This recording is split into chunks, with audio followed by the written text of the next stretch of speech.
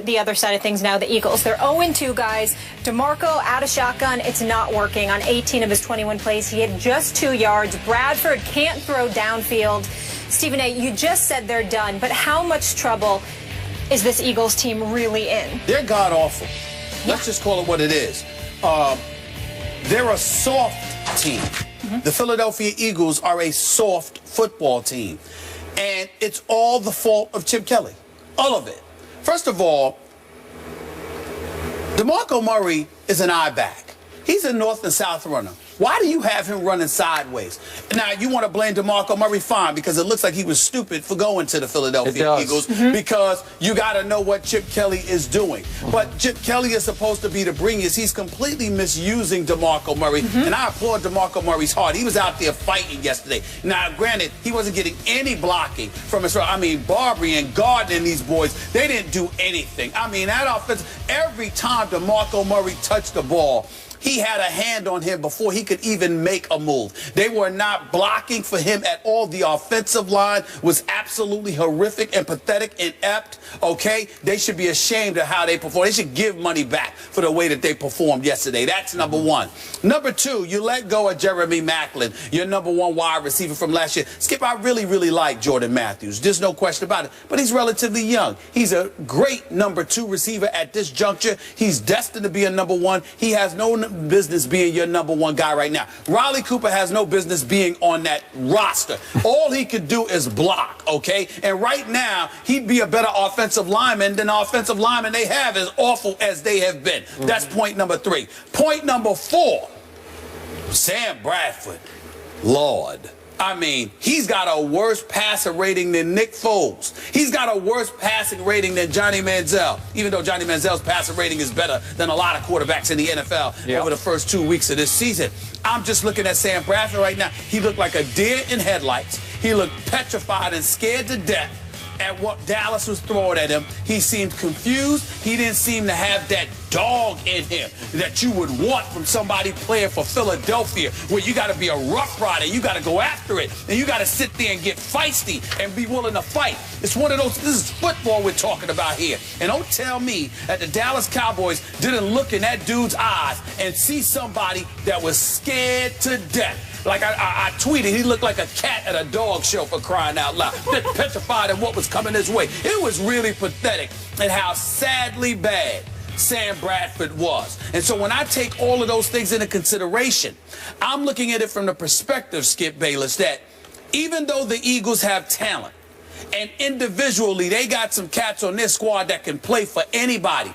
Collectively speaking, as they've been put together by Chip Kelly, they seem relatively inept. 5 of these 8 are the first 8 quarters of this NFL season. They have not scored a point. Not a single point in 5 of the 8 quarters. Don't give me the touchdown they scored last night. That was straight garbage. That was garbage time. Nobody's paying attention to that.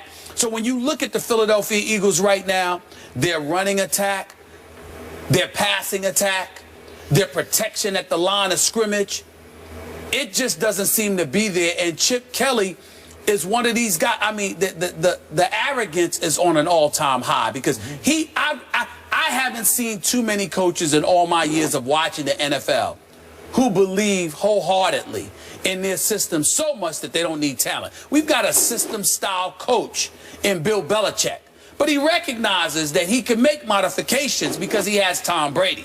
So at least he made sure he had talent somewhere.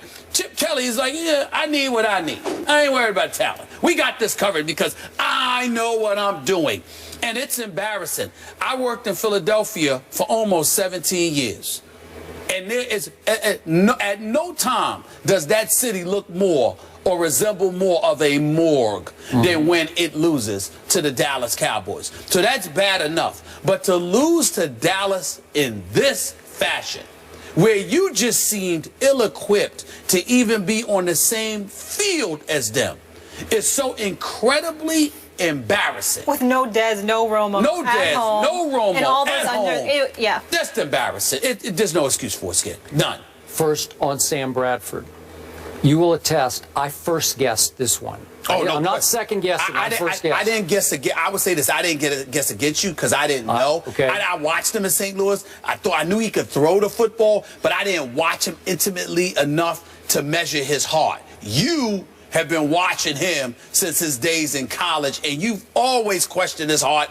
I got to admit to you, I think his nickname should be Tin Man right now. Mm-hmm. I got a lot of questions about Sam Bradford after yesterday's performance. I really do. As you know, I'm a University of Oklahoma fan, born and raised. I watched every snap Sam Bradford took in college, and I made a big statement on this show. St. Louis is making a huge mistake to take him #1 overall. And remember what they had to do before the rookie cap kicked in? They had to give him $50 million guaranteed in St. Louis. And then I went on record when Chip traded for him. I said Chip is making a big mistake because, to your point, Chip wants to be the star of the show. Sam Bradford is the ultimate cog quarterback, the ultimate sort of, extension of the coach on the football field.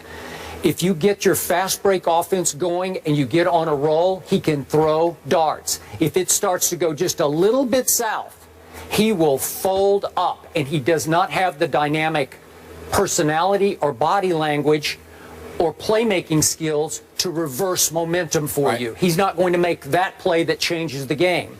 In fact, I would suggest to you that his body language is at least as bad as Jay Cutler's is. Did you see Bradford yesterday? Yeah. Does he not hang his head fast? And his teammates are looking at him like, seriously? You got to help us. You got to fire us up. You're getting no argument from me. Hey, you're getting no argument from me there. Okay, so he's the wrong guy at the wrong place at the wrong time for a football team that went out and got a power back for a spread option geared offense. How did Philadelphia kill the Cowboys on Thanksgiving night at Jerry World? With the spread option. That's right. I think they ran it 8 times with Mark Sanchez because Mark Sanchez has some athletic ability. And he kept the ball several times and just gashed him. And LaShawn McCoy can make you miss at the line of scrimmage. He's slippery. DeMarco is not slippery. The great stat is last year in Dallas, DeMarco obviously led the league in rushing. Yeah. His first contact came an average of 2.8 yards down the field.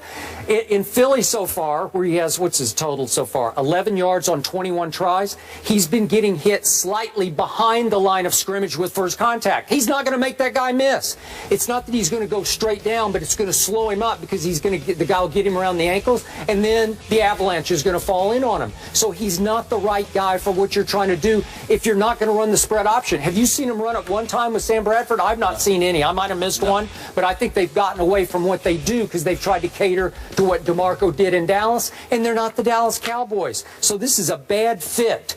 And the only solution here is, I guess, they'd have to go to your guy. I felt bad for DeMarco yesterday. As I tweeted yesterday, because I tweeted a lot yesterday, I tweeted that they should have benched Bradford and put in Mark Sanchez. That's point number 1. Point number 2, just as an aside, when they decided to throw, when they were on the goal line, first pass incomplete, second pass interception by Sean Lee. At no time did they try to run the football. DeMarco Murray, very moderate, not demonstrative or bombastic in any way, is screaming at the sidelines, why, and going off. Had that been LaShawn McCoy or Deshaun Jackson or somebody, we would have heard a whole bunch of stuff about it. So maybe it's not about DeMarco Murray. Maybe it wasn't about those dudes. Maybe it's about some of the decisions that Chip Kelly is making. That's point number 2. Point number 3, Byron Maxwell might be able to play. He was a member of the Legion of Boom. Yeah.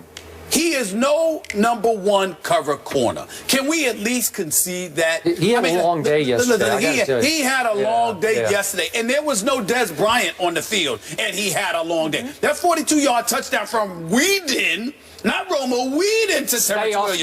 I'm not saying stay on the Whedon. You got to stay on the Whedon right now. But the point that I'm trying to make to you is this.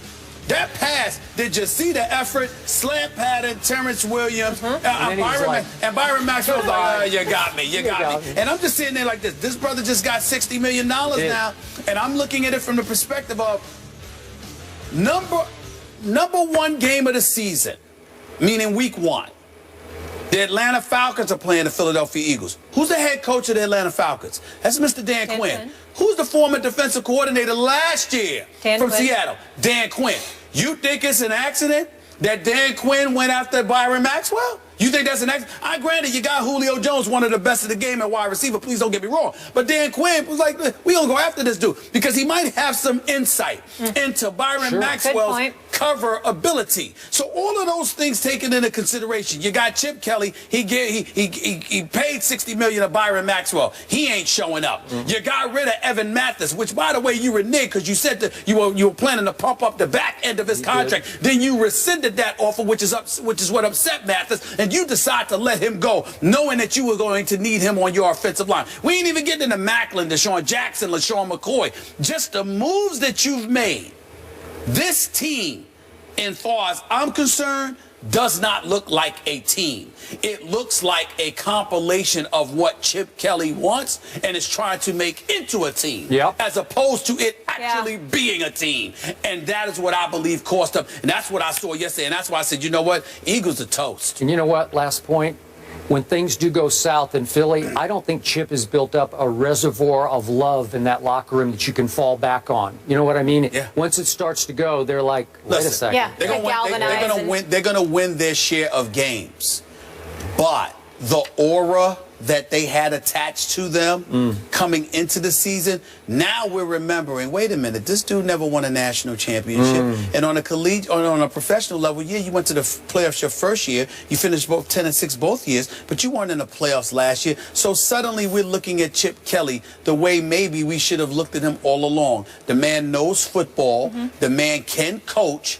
But his ego and his desire for more power may have gotten in the way of his responsibilities as a coach, and I think that it's coming home to roost right now. Yeah, the pressure's really on for Philly to win this week in New York at the Jets. History not on their side. If they lose, over 25 years, only 3 teams that started 0-3 have made it to the playoffs.